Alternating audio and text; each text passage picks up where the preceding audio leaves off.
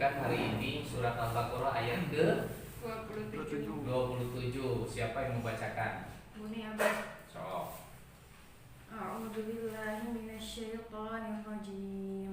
Alladzina yanquduna 'ahdallahi min ba'di mitsaqihi wa yaqta'una ma amara Allahu bihi an yusala wa yufsiduna fil ardh. Ulaika humul khasirun. Sudah Alhamdulillah. Alhamdulillah, makasih Buning ya. Coba kita terjemahkan bareng-bareng ya. Alladzina apa? Orang-orang yang. Nah, ini ada kata baru nih. Yang kuduna. Ada yang tahu? Melanggar. Yang kuduna ahdallah. Perjanjian Allah. Ini kata baru dua-duanya ya. Yang kuduna ahdallah, perjanjian dengan Allah. Apa ya? Yang kuduna ahdallah, Perjanjian dengan Allah. Mimba'di, setelah misakihi. Ini kata baru juga, misakihi. Diteguhkan. Misa itu jadi kihi itu pengganti dari kata perjanjian. Perjanjian yang sudah diteguhkan gitu ya. Misakihi wa yaqta'una. Nah, ini juga kata baru nih. Wa yaqta'una. Jadi banyak kata baru nih. Dan mereka memutuskan. Apa wa yaqta'una? Dan mereka memutuskan. Ya.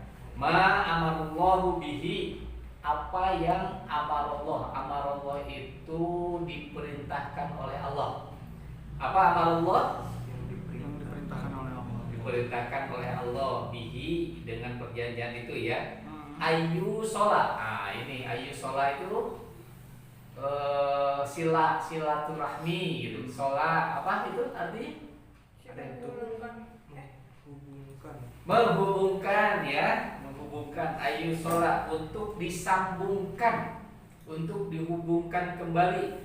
Wayub siduna. Ini kata lama nih.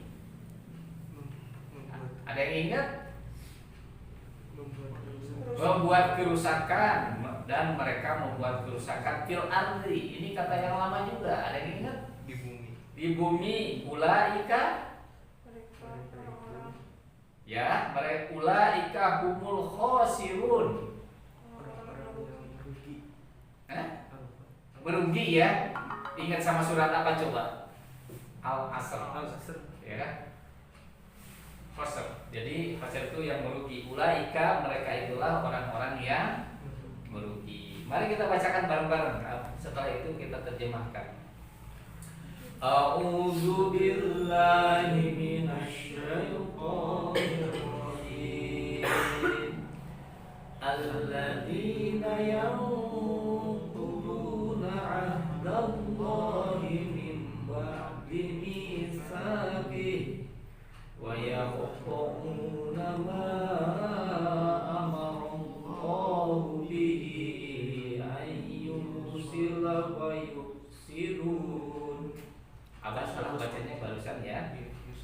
Ma amara Allahu bihi an yusila wa yufsiduna fil ardh. Ulaika humul khasirun. Coba terjemahkan, perhatikan baik-baik ya.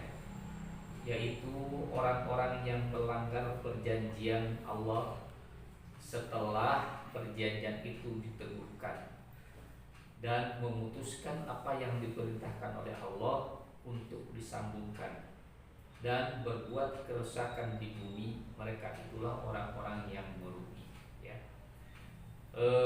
Ini ada hal yang ini mutasyabihat ya. Jadi menerjemahkannya hati-hati dan menafsirkannya hati-hati, harus berdasarkan Al-Quran dan hadis ya. Misalkan perjanjian Allah, perjanjian yang mana? Beberapa ulama, beberapa ahli tafsir ada perbedaan pendapat.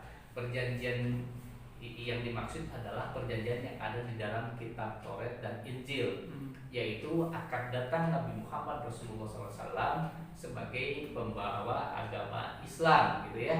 Perjanjian itu sudah muncul di Taurat dan Injil. Tetapi ketika perjanjian itu disampaikan, Al-Quran diturunkan, mereka melanggar perjanjian itu, tidak mengakui Al-Quran dan tidak mengakui Nabi Muhammad Rasulullah SAW. Itu pendapat satu ulama tentang ahda ya, tentang perjanjian itu.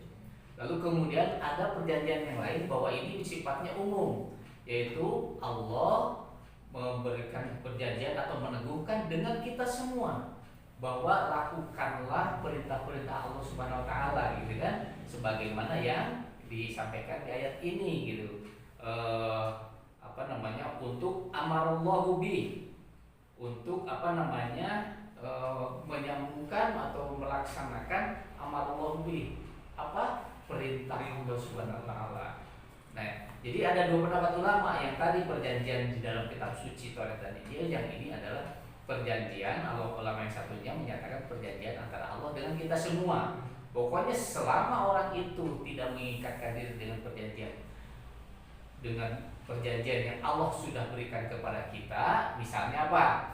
Melanggar untuk tidak beribadah, melanggar untuk berbuat maksiat, ya. Padahal Allah sudah menetapkan dengan perintahnya, patuhilah perintah Allah, kerjakanlah perintah Allah dan jauhi larangannya, begitu kan? Nah, perjanjian itu